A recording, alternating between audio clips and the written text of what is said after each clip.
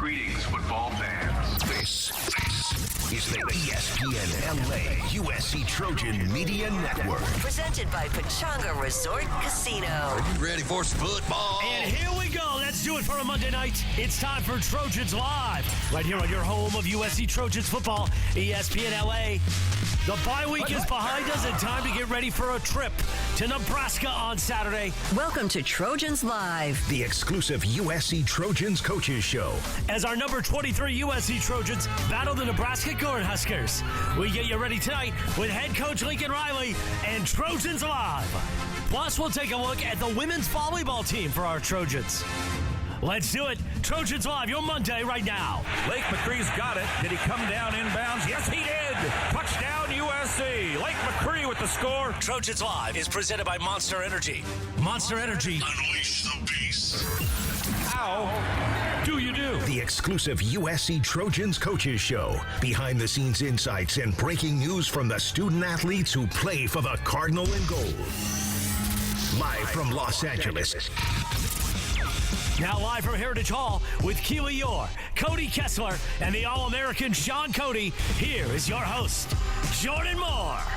Hello and welcome to Trojans Live, presented by Monster Energy on ESPN LA 710 across the USC Trojans Media Network. I am Jordan Moore alongside the Scarecrow, Shaun Cody. That could have been a great nickname for you back in the day. Shaun always brings it for Halloween. I was worried about you, man. You know, Halloween falls on a Friday this year. I didn't know, we can go after, before, but you're always ready. Celebrate the whole week, Jordan. Family tradition. Our quarterback, Cody Kessler, and the head coach, Lincoln Riley. USC's head coach interview is presented by I Trust Capital, the official crypto platform of the USC Trojans. Coach, the annual tradition where you have to try and take Shaun seriously as he asks you questions dressed up. Where would you rank the Scarecrow among Shaun's costumes you've seen over the years? He always brings it, but this might be my biggest test. This is it. He's got the hat. He's ready for the cornfields. We're headed to Nebraska. He's ready for the Wicked sequel coming out in November. It has it all for sure. Coach, thank you as always for joining us. You're coming off a bye week. How was this bye week? Did you treat it any differently than the other bye week? You now have a sort of a 5-game sprint to the finish. Yeah, I think you're just trying to set up really for the stretch run.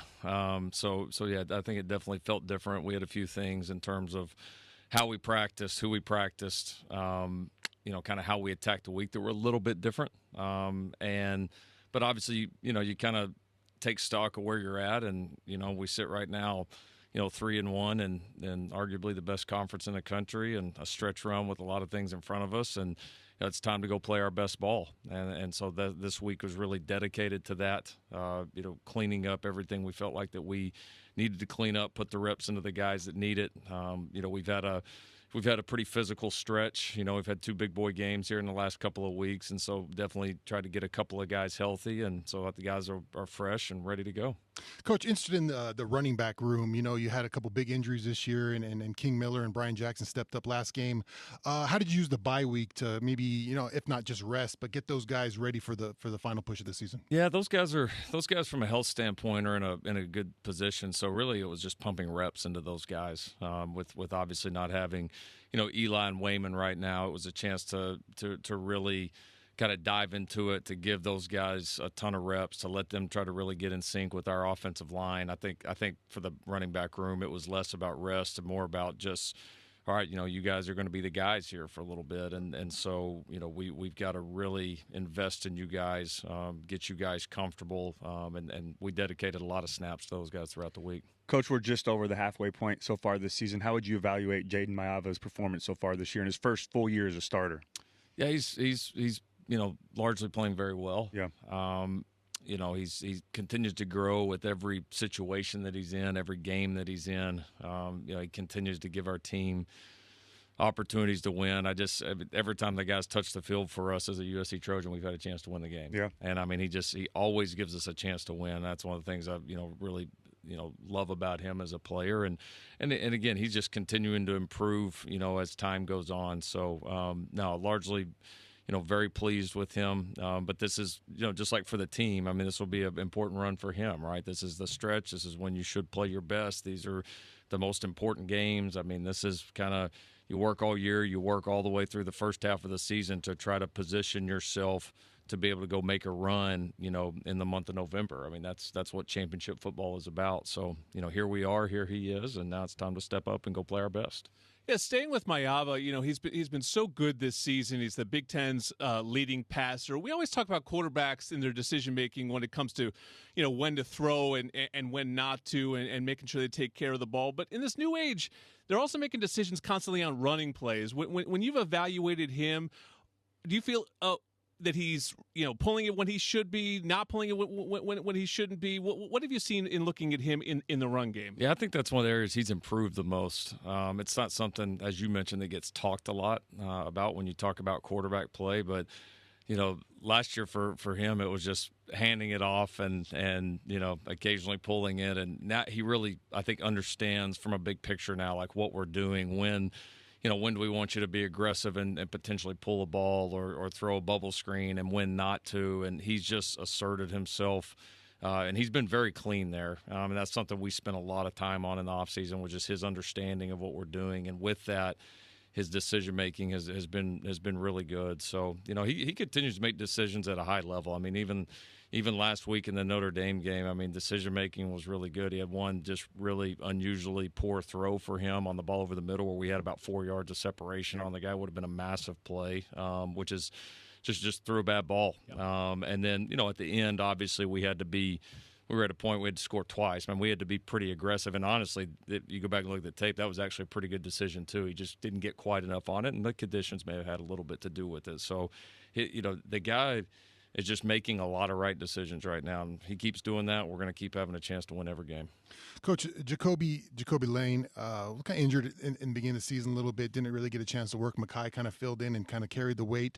Now, after last game, he's kind of looks like he's at full speed, full strength. You got both those guys. How important is to have both those weapons on the field for how you envision the offense running? Yeah, it'll be important for us, here down the stretch. I mean, he obviously missed some time there, and then even coming back, even like against Michigan was pretty rusty. Yep. And it's not, as you guys know, it's not just the game time you miss, it's the practice time, and multiple weeks there where there was very little he could do in practice. And that it doesn't matter how much you've played or how much experience you have. Like, that's going to show up, and it has. I thought he was a little bit sharper last week against Notre Dame, and he, obviously this bye week was good. He's plenty fresh from the time he missed, so this was another good chance to kind of sharpen him back up because, he's certainly a big weapon right now. And, having him and Makai on the field, especially with – some of the running backs down and all of that it is important. It makes us tougher to defend, no question. Coach, sticking with wide receivers, another guy I want to talk about is Tanu Hines, and he stepped up sometimes this year.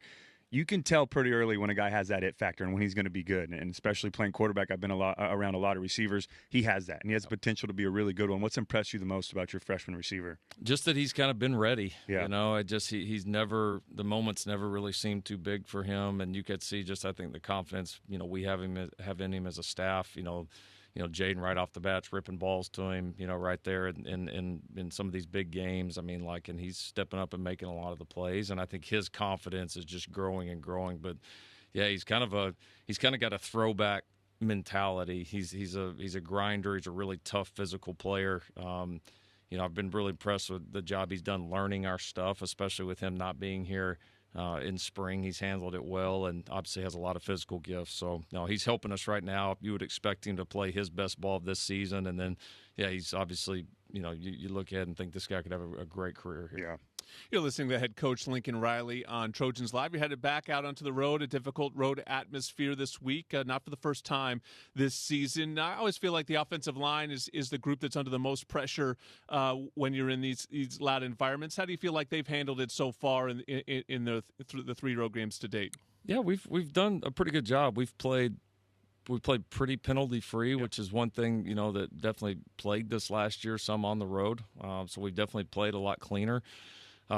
Considering all the different lineup changes and all that, I feel like we've handled it pretty well. We missed some opportunities last week, and that we definitely want back. I thought we pass probed pretty well, but we weren't nearly as clean in the run game as we have played, and so that'll be a big challenge for us against this group. And yeah, like I said, you're going to a place that has obviously a phenomenal home atmosphere and has for a long time. Got the sellout streak and all they've done. It's been a long time since I've been there. We played a lot back in the old Texas Tech days. We had a lot of pretty cool battles with these guys.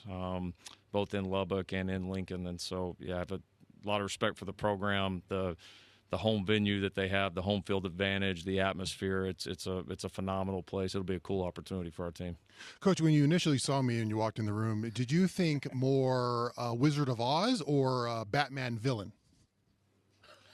I got to be honest, Wizard of Oz. Okay, thank you. That's what I was going for. I was thinking, well, really you nailed about that it all morning. So you thank nailed it. Yeah, thank you. Appreciate that. Thank you, Coach. Coach, we've seen flashes of how good this defense can be, and they can. And the coaches are there, the players are there to do that. How do they take that next step and just become a little bit more consistent? It's the word you said right there. I mean, I think what great defenses do. You make your fair share of plays, but you don't give teams freebies. Yeah. Right. Like, I mean, I think that to me is the number one key for us. I mean, we're in all these games, we're making some big impactful plays. Like we're making those. I mean, our ability to turn the ball over in the red zone, we got the nation's leader in interceptions right now. Like we've had a lot of sacks. I mean, like we're making enough big plays to play really, really good defensively. Now I think it's like, the really great defenses, they don't give offenses anything. You make them earn every single yard,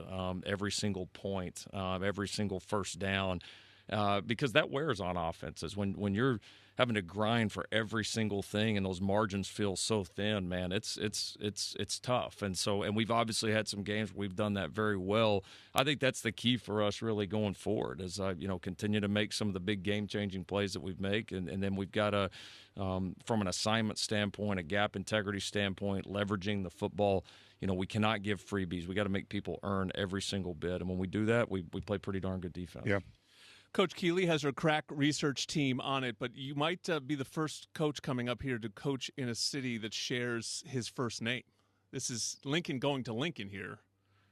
Just something to think about as you're going to make some history potentially this week. Do with that information what you will this week. We'll talk to Coach about that game coming up. USC Nebraska is Saturday, 4:30 Pacific time kick. Trojan Tailgate Show will go on at 2:30 here in the Pacific time zone. The game is on NBC. Let's talk about the Trojans versus the Cornhuskers next on Trojans Live. Ready to take it to the next level? Unleash the beast this college tailgate sees with Monster Energy. Tear into a can of the meanest energy drink on the planet. Monster Energy Unleash the Beast. And Trojans Live is sponsored by Pechanga Resort Casino, proud partner of USC football. Jordan Moore, Shaun Cody Kessler, and the head coach Lincoln Riley here on Trojans Live. All right, Coach, we're headed to Lincoln, Nebraska. This is obviously so much history. You grew up sort of in that area, so you're probably steeped in it for sure. But just on the field, what do you see from the Cornhuskers?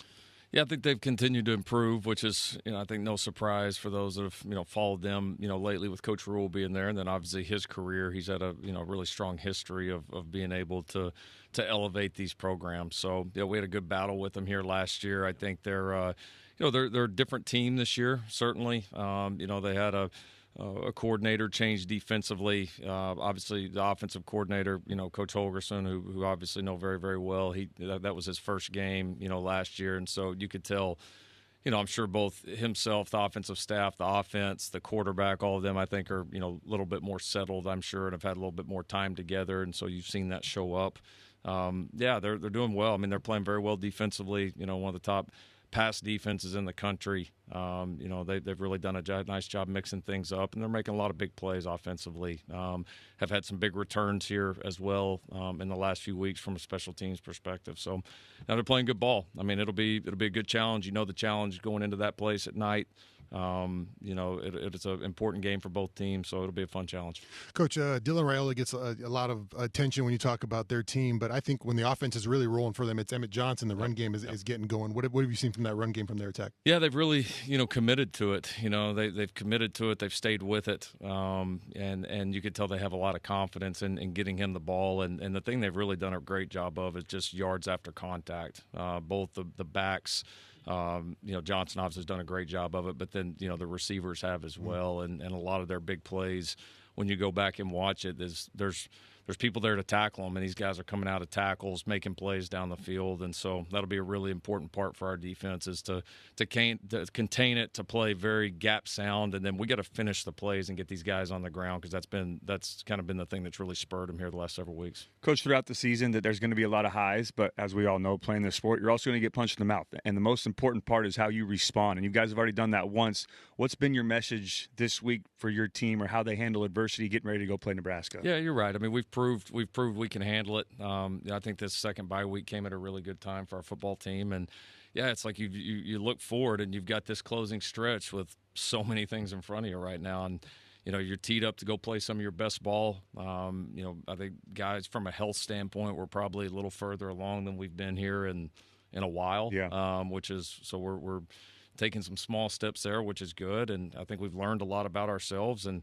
Yeah, this is what you do it all for, right? Like you want to enter. There's two types of teams, right? There's teams that enter the second half of the season with really no hope to do what they set out to do, and there's ones that have earned the right to have everything in front of them. And fortunately, our teams put themselves in that position. And so, yeah, I mean, this is the part you love. This is the most fun part of the season. These are the most fun games. I think our team is excited and confident. We know there's some things that we have to do better, but we feel like those are things that we can do better, we will do better, that we're in control of, and we're a confident, excited team to not just play this one, but to just go into this closing stretch. Love it. You're listening to head coach Lincoln Riley on Trojans Live. Shaun mentioned Dylan Raiola, the Nebraska quarterback. Interesting stats just looking at them. They've given up a lot of sacks, but they also get a lot of explosives out of the pass game. They're second in the Big Ten in pass plays of 30 yards or more. Is it one of those situations where you better get him before he gets you, and there's a lot of onus on the pass rush to protect the back end a little bit? Yeah, he's the type of player that is going to take some chances. He's got some escapability, both in his movement skills and that he's just a big kid. You see, guys around him sometimes and not being able to get him to the ground. You're going to have some opportunities to get him down, and you need to get it. And then you got to do a great job staying in coverage on the back end, whether you're in man and or zone coverage when this guy scrambles, because he is going to scramble with his eyes down the field and try to make some big plays there. So, yeah, I mean, anytime a guy's going to take those chances, you've got to make the plays when you get them, and we've got to keep a lid on him if he does ever get loose from us. And that'll be a big part of the game because it's something that really drives them. Coach, I spent the weekend thinking about my outfit and how you would respond to it. What did you spend the weekend doing? How was your weekend? Did you watch some ball games, a little bye week action? How was your weekend? Yeah, bye week was good. We got to get out on the road recruiting, so did a couple of out-of-state trips. Got to go watch some high school football, which was awesome. Got some game plan work here through the weekend, and then Saturday we were able to spend some time with some friends and family, watch some games, nice. Catch our breath a little bit, and then Sunday morning we're back at it. That's it. Well, this is a fun one, guys. This is two of the great college football programs in the history of the sport. USC versus Nebraska in Lincoln on a sold-out Saturday night. 4:30 p.m. Pacific time will be our kick, and we will go on at 2:30 with the Trojan Tailgate Show, and Coach will be back next week to break it down with us. Coming up next on the show, we've got one of the leaders on this team. He always joins me on the center circle for the captains. It's Hank Pepper, long snapper, coming up on Trojans Live. Our Best in the Game is brought to you by Old Dominion Freight Line, official freight carrier of USC Athletics, helping the world keep promises. It's USC long snapper Hank Pepper, Jordan Moore, Shaun Cody, and Cody Kessler. Joined by Hank here. We're never supposed to know our long snapper's name, though, so we're already breaking cardinal rule number one here of the long snapper, because the problem with the long snapper is if you learn the name, it's usually for bad reason. But not in this case. You've been pretty perfect in everything that you've done at your time at USC. How'd you get into long snapping? How does one find their way into this as a occupation? So my dad actually he played linebacker, but just happened to pick up long snapping in high school and college. And one day he told me and my older brother, he's like, hey, you're going to come to long snapping practice. And from there on, I was going every single day for the past 5-6 years. And I played linebacker, was recruited as a linebacker, and always just had long snapping on the side. And it ended up, I got offers for both pieces of them, and I ended up sticking with long snap and just seeing how the life was and just keeping my body healthier and whatnot. It was just an easy choice for me. Now, not only the long snapper on this team, but you seem like to be a captain every week on this team. So there's something about your leadership qualities. What has gone into that? How did you become one of the big leaders on this team? I would say a lot of it is just being like a safe space for people, just being open, being able to talk to everybody, and not only that, just working in the off season, showing them that I'm not just running around like a regular long snapper. I'm competing with everybody and just earning my way and just earning the respect from everybody, showing them that I'm not just a long snapper and I can do a bit more for the team. And you said perfectly, not a regular long snapper. I haven't looked around the country, but I've got to assume you have the most drip when it comes to a long snapper. I'd hope so. Anywhere in the country. I'd hope so. And, I mean, normally it's cleats, jersey, helmet. You don't see sleeves. You don't see any of that stuff. Is that the linebacker in you? Where did that come from? And when the visor and the sleeves and all that, when did you start doing that? High school. Yeah. Sure. Yeah. My dad never let me wear anything in youth football. Couldn't let me wear gloves, none of that. So as soon as I got to high school, I had free reign. I bought everything I like it, man. I like it. I want a long snapper with a little swag going on, man. I like it. As Shaun said, you're always out there for the coin toss. They've given you that role. You're the speaking guy. Usually it's like a quarterback's job, and instead it goes to you. Are you a heads or tails guy? Is there a philosophy behind your coin call? Tails. Tails never fails. Okay. But in terms of your role on the team, give people an idea. Like, what do you spend your time doing? You with the specialist most of the time? Like, what are you doing in practice? At practice, get out there a little bit early, warm up, whatever. A lot of it is just me being there to help, like, maintenance for everybody else, like get the balls for them, because I don't do a whole lot of warming up. And then I don't snap a whole lot during practice just because, I mean, I get a certain feeling and then I'm good type of thing. So I'm there maintaining for everybody else, just helping them see what I can do for them. And then a lot of it is just trying to bring energy towards the rest of the team and keep them all up for different, like when we're transitioning to different periods, trying to be a pick-me-up guy. I don't know if you know a lot about the history of long snapping, but I played with a couple great ones. Don Muehlbach and with the Lions, John Weeks. Those guys have played. They played football forever. They'll last forever. They're like dinosaurs. I'm learning about the procedure of the long snap. Take us through your procedure. Is the kicking unit's coming on. What's going through your mind, and take us through a snap. Like through a snap? Yeah. Honestly, I do my best not to think at all. Like when I'm going out for a snap, I'm usually whatever song I like that week, I'm usually just singing that. Yeah. Because as soon as I start to think, is like I just overthink the snap. Like I'm doing too much, and I've done it for so long that it's a routine. Like I don't need to think about it. And that's where I do it best because I'm not thinking about anything. That totally makes sense to me. It was going to be one of my later questions because it really is all just mental, because you could do this literally in your sleep, right? I mean, it's, the weather and some other factors, but it's really just like, don't screw it up for somebody that just don't knows how to it. do it. I think that's a huge part in like just specialists in general. 90% of it is just mental. Like you just got to be able to block everything out and rely on you do the same thing every single day. Like, you're not doing anything different. It's the same thing every single day. Why overthink it? Cody, you were a holder for a little bit, right? I was a holder when I was a backup. I actually was a holder when I started in 2013 as well. So I gotta place my heart for all the specialists. So you're from Arizona, correct? Yes. Went to Michigan State, and then now here at USC. What led you to becoming a Trojan and wearing the Cardinal and gold? What went into that decision? I would honestly say I've always dreamt of coming here. Yeah. Close to home, just the brand of USC was always a dream of mine. And as soon as I hit the portal, Coach Riley was the first to call me, and it was almost like instant. I knew I wanted to be here. The most famous long snapper in USC football history has got to be Jake Olson. Have you met Jake at all? I've met him like a quick glance before a game, but other than that, no, I've just seen and heard a lot about him. Is it just?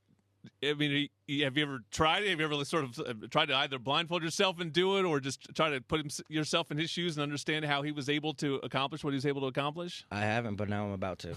I have to now because, I mean, I have to look at everything. Like some snappers don't look when they snap. I have to look. I couldn't imagine. And we talked a little bit before we went on about doing some more social media stuff. That'd be a cool video idea. Jake's awesome. Oh, yeah. I play with Jake. You and Jake doing a video together and him challenging people to try to do what he does. That'd be pretty cool.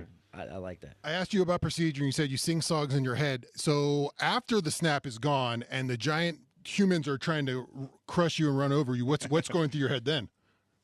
Don't let them.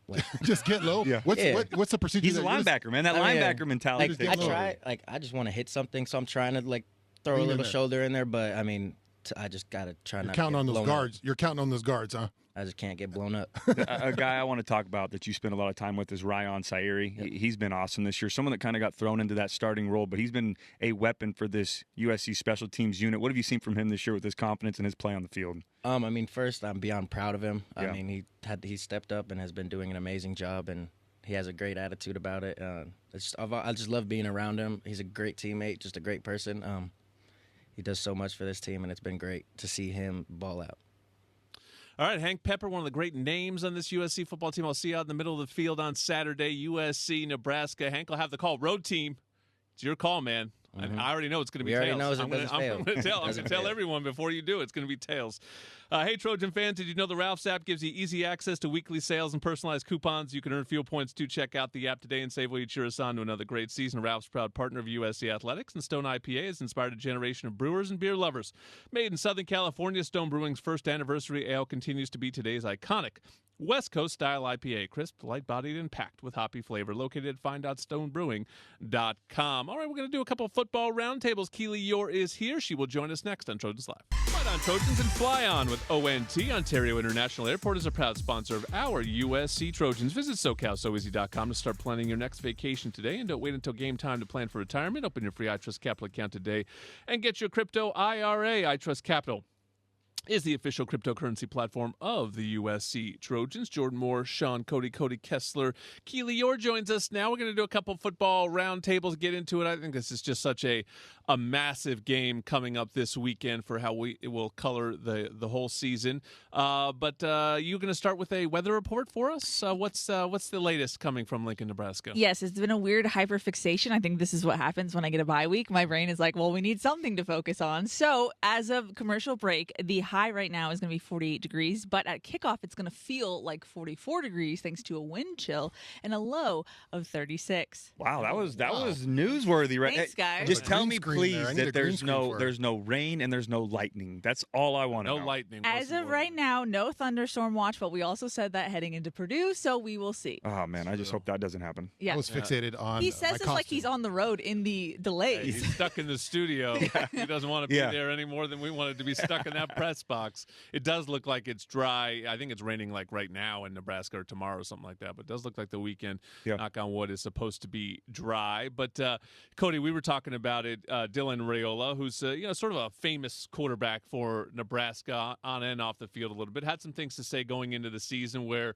he was saying he wanted the game to be at night. It is. He wanted it to be cold. Sounds like it's going to be. Didn't think the Trojans would like that very much. So how does USC handle all the atmosphere that's going to go into this game? Yeah, I'm talking quarterback first for Jade Mayava. The cold never really bothered me. Played in Colorado a couple times. I played in the NFL in some cold weather games. That's not a big factor. Now, you got to make sure you got your hand warmer. Get some of those heat packs in there, too, to keep your hands warm. But when it starts to rain, when it gets windy, those are the factors that come into place for a quarterback. But when it is cold and you're traveling on the road, you got to be able to run the football. And that's going to be something that's important this week. And I mentioned it last week. We were all excited for King Miller. We kind of overlooked the fact that we lost Eli Sanders and Wayman Jordan in the same game. That hurt us against Notre Dame. We've got to have some more production on the ground game. Offensive line has to be better. Jade Mayava can use his legs this week. But when it comes to those comments by Raiola, I don't mind them. I like it. It's two blue blood programs. It's going to be a great game. I like when the other team starts chirping a little bit. It makes you a little more focused and motivated in this game. So I'm excited, but we've got to be able to go out there and handle business. Yeah, I think it's just going to be a great atmosphere, right? I think they're wearing their black jerseys, which is like a cool Nebraska thing. The whole thing's a blackout, I think. Yeah, black defense, black jerseys. You think that's part of college football lore, but so it should make a great environment. But they're playing for a ton too. I mean, 5-2 as well. Coming off a tough loss, so I'm sure their head's going to be screwed on right, and they've had a tough week of practice, so they're gonna be ready to go. I think this Dylan Raiola led team will be a tough out on Saturday. What do you think makes a great road team?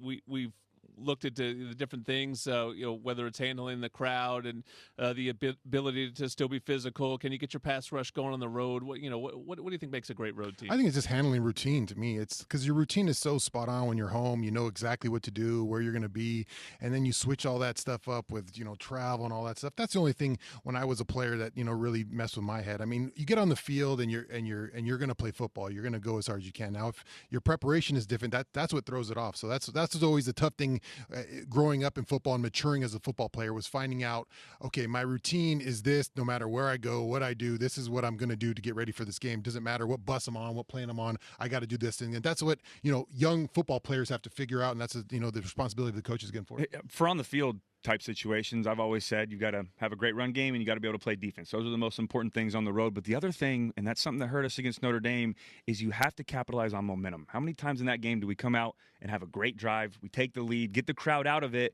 and then they go 4 plays and score right back, and you get them right back in it. Then we come back and take the lead again, and then the assuming kick or the following kickoff return, they go for a touchdown, get the crowd right back into it. You have to have that mindset to where if we get a big play, if we get the crowd out of it, we have to capitalize on that and carry on the momentum on our side of the ball. It's that mental maturity to not get too high, not to get too low. I think you can assume on the road that you're going to get heckled. You're probably not going to get calls that you want, and things aren't going to go your way. Or maybe you have a great play, great drive, but you got to lock back in for special teams. Just stuff like that mental maturity where you just have to be locked in from start to finish. It's kind of like the Dodgers, guys. The Dodgers first game 1, the crowd was in it the whole game. Go Dodgers, baby. Crowd was in it. They were in it the whole game. They let them in the game. Yamamoto shuts the door in game 2. No crowd, silent. A lot easier to win, Jordan. Well, in baseball, momentum is as good as your next day's starting pitcher. So as long as you have Yamamoto, you're fine. And I think what the USC's version of that, Cody, is their run game. You said it. If you can run the ball, you can control the whole game. For whatever reason, this team has been so good running the ball at home, and it has been much more of a slog on the road. Coach talked about it just, the Notre Dame game, just, he said it wasn't quite as clean in the run game. What does he mean by that? Yeah, I think the first thing on the road, too, that's tough when it comes to that is communication. And you may think, all right, we get up there, we call the play, we go. No, you have to have John Ray Reed echo to the guards have to echo to the tackle, and everyone has to be on the same page. But you're also playing against a good front seven, and we played some tough front sevens on the road so far this year. But the other thing, too, with that is Jaden Mayava needs to be more of a factor in the run game. And I'm glad you asked Coach Riley about that, Jordan, because I've been saying that on the Victory podcast, is he's done a great job reading the defensive end, and there's been some times where he could pull it and take off and make some plays with his legs. But where I want to see him take that next step and help the run game when you have some injuries in that room is when the play breaks down, take off and run. Even if it's 4 or 5 yards, just get a positive play, slide, eliminate some of those hits, but pick up some yards and keep the play going. Get some positive yards so it makes second and third down a little bit easier. Just haven't seen that a lot from him this year, and I would like to see him do that a little bit more in this game. And it's also a backbreaker for defense, man. When a quarterback, you play as well as you can. You have great coverage. You get a pass rush on him, and then he runs out and picks up 4 or 5 yards and picks that first down up. It just as a defense, it's soul crushing, and you feel like, oh man, we're going to lose this drive for sure. So those are the little things he can do to kind of improve their situation there. What's the greatest road win of your career? Oof, man. That's a long question. I don't know. I can't. That's a short question. Actually, you can just say one thing. I can't. Cody, does one stand out to you? I'm trying to think. I would say at Stanford, my junior year was a great one. That was a low-scoring back-and-forth game that came down to the very end, and then there was a little rivalry there with the games that we played against them. Big Buck Allen game. Yeah, that was a big Buck Allen game. Andre Hidari again stepped up. He was the Stanford killer, as they would call him. He would always make those kicks. With the J.R. Tavai. I'm going at Auburn. Ooh, that's a good one of the season. Yeah, the game season opener. That was a wild one. Is there a USC game that stands out in your mind that you covered where you were super impressed that they were able to handle it? See, no, I can't off the top of my head, road game wise. Okay, I had to go to a wedding, but I would have said UW if I was there in 2016. Yeah, that was a great win. Yeah, UW was a great win. 2011 at Oregon. I was on the. That was Matt Barkley starting, but I was on the team. Man, what an atmosphere that was too. That was a great game. That was one where you walked in and silenced to place where they're just like, we don't lose home. Yeah. So, all right, we got one more segment of Football Roundtable coming up here. Want the inside scoop on this game and all things Trojans? Be sure to sign up for the 3 Torches presented by Smart and Final. It's a free newsletter. It'll hit your email inbox 3 times a week with game info, player insights, and more. Go to usctrojans.com/3torches and sign up. And Monster Energy is the official energy drink partner of USC. Tear into a can of the meanest energy drink on the planet. Monster Energy, unleash the beast. More Trojans Live next. Trojans Live is sponsored by Pechanga Resort Casino, a proud partner of USC football. Jordan Moore, Shaun Cody, Cody Kessler, Keely Eure. It'll be Halloween night on Friday as we'll be in Lincoln, Nebraska. You got something planned for you got another costume for Friday? No, this is it. This is all you're going to get, Jordan. So really get take on the it in. Team plane and maybe a Tin Man situation? No, I mean this was originally because we were going to the cornfield, so this was the thought behind it. So if I want to wear something, it's going to be this. Tin Man on a plane, Jordan? That man already struggles in the seat. It's true. It's going to be uncomfortable either way. Guys, I have had this one circled all season. To me, it is the pivot game of the season, and I feel even stronger about that now that we sit here at 5-2. Trojans win this. November is kind of laid out for them. We can get into that in a little bit, but this just feels like a huge swing game to me, Keely. It is, for sure. I mean, you almost want the repeat of coming out the first bye, but now on the road. You know, You're an angry team. You want to avenge a loss that you had to sit on for 2 weeks, and you want to, you talked about the chatter from Raiola, and yes, that's happened in August, so maybe use whatever motivation you can. They used it for the Michigan game. Exactly. Yep. And so you use that coming out of the bye and just try and get an impressive win on the road in cold conditions. Yeah, it was a tough stretch. You play Notre Dame and Michigan back to back. I don't care who you are. That's a tough stretch of games, and you went 1-1.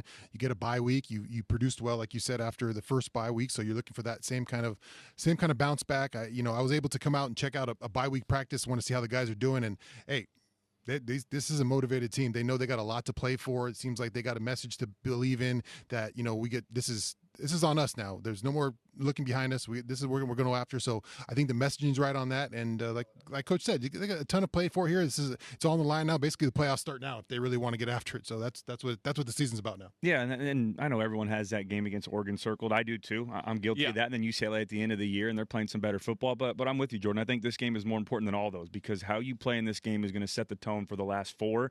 And on top of that, this is a Big Ten road game against a quality opponent. USC has struggled to win those games. We need to go out there and make a statement and prove that we can dominate in this type of game. Against Michigan at home, that was a statement game. We controlled the trenches. We played well. We ran the football. We had some injuries and still overcame adversity. Now we need to prove that we can go on the road and do the same thing. Yeah, and you guys have said it. There's still a lot to play for, and it's not even a moral thing, which in college football history, it just would have been. It would have been like, hey, guys, still a lot to play for.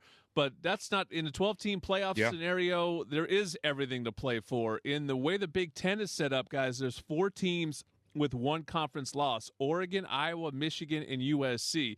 Already beat Michigan. Oregon and Iowa come up in November. So there's still a little bit of control your own destiny feel to this season too, even though, obviously Ohio State and Indiana are at the top, but they're not on USC's schedule. So they don't really factor into it too much, but it's kind of laid out for them. If they can get through this and they get back home, I feel like we haven't been home for a while.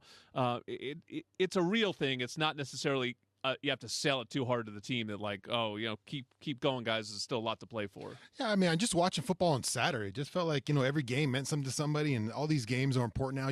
Anybody can beat anybody. There's so much more, I think, diversity in college football. So parity, it's just the parity has been wild this year. So there's, I think Ohio State maybe has separated a little bit. Other than that, I mean, Indiana's awfully good. Yes, Indiana's playing some good football. I'm a big fan of Cignetti. I wish we were playing either of those teams and who knows, maybe at the end of the year. But I'm with Shaun with how many things that are happening right now around the country. It's unpredictable. All you have to do is control what you can control, and that's the games that are on your schedule. And I truly believe, and I don't want to get too far ahead. I guess we can because we're not on the team. Yeah. They're taking it one game at a time. But if we win out, if we take care of business and we win convincingly against the teams that we're supposed to beat, I absolutely believe that 10-2 will be good enough to get into the college football playoff. I don't know if it'll get a home game or anything like that, but you'll have 10-2's going to get you in. Yeah, absolutely, we'll get in. I think a 3-loss team this year might even get in either in the Big Ten or the SEC, but it's going to be challenging. But either way, none of that matters if you don't take care of business. And that starts against Nebraska. The interesting thing, too, is I feel like we haven't flagged it yet, but you have that road game, as we've talked about, but you come back and you play a Friday game against Northwestern. So it's going to be a quick turnaround.